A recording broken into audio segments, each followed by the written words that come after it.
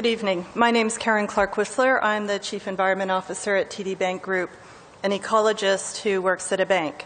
Some may consider that an oxymoron, but I've actually chosen the title of my talk tonight, Forests Too Big to Fail, because it reinforces the vital link between the environment and the economy.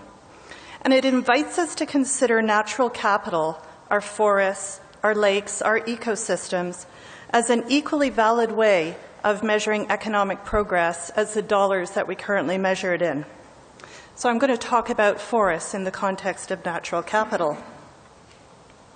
First, to set a bit of a context.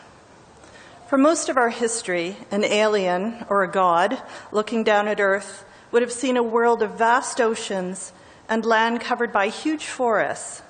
Until about 200 years ago, over 50% of our planet was covered in forests.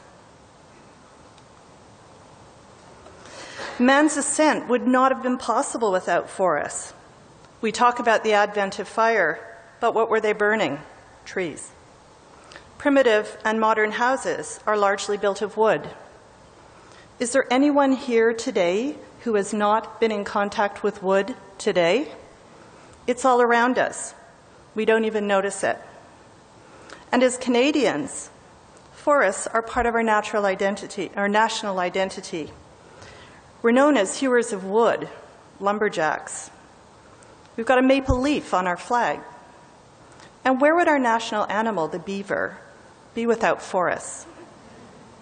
We've cleared it, we've burned it, we've built with it, we've printed books made of it, paddled and skied with it. But what we haven't done a great job of is protecting it. Globally, we've lost over 50% of our forests, and as you can see, there were few remaining areas of large intact forests left in the world: the Amazon and our Canadian boreal. We often blame the forestry sector for the destruction of our forests, and for about 100 years that was true. But despite what you may hear, the forest industry has transformed itself. They've recognized that working forests need to be managed sustainably. And they've set up certification programs such as the Forest Stewardship Council programs to ensure that consumers are aware of sustainable wood products.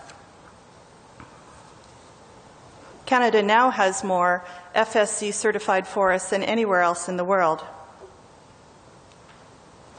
The people we tend not to point fingers at are ourselves. Here in southern Ontario, we systematically cleared our forests to develop cities and suburban house farms until about the mid-1900s. At that time, we had less than 10% forest cover in southern Ontario. But the good news is that we in cities and urban settings are beginning to see the light, turning a new leaf, if you will. We're beginning to realize that urban forests and green space are not just something we should take for granted, but that they literally form the backdrop of our lives. That if they're not there, we miss them. When I was a kid, we moved to a brand new suburb. And guess what was the first thing we all did? We planted trees. Here in downtown Toronto, I'm lucky to live in an urban forest characterized by ancient oaks, maples, and pines, like so many of our city centres across the country. As we've heard, Canada is one of the most urbanized countries in the world and will become more so. There are pros and cons to that. But one of the heartening aspects, at least to me, is that the more we choose not to live in nature, the more we want to bring it back into our lives. When we ask our customers, who represent about 1 in 3 Canadians, what ecosystems most need to be protected, more than 90% say forests.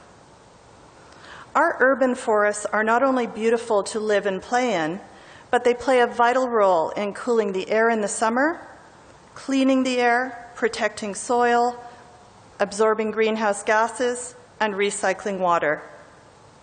From an economic perspective, studies in New York City have shown that urban forests provide a greater than 5 times return on investment in community benefit.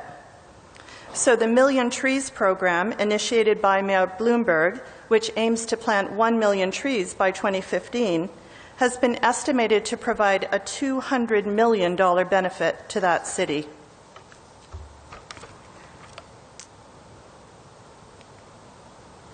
We all have a role to play in growing our urban forests and protecting our critical forest habitats.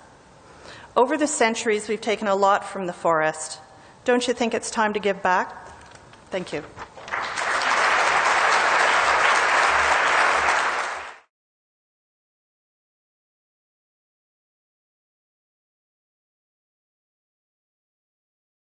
Everyone,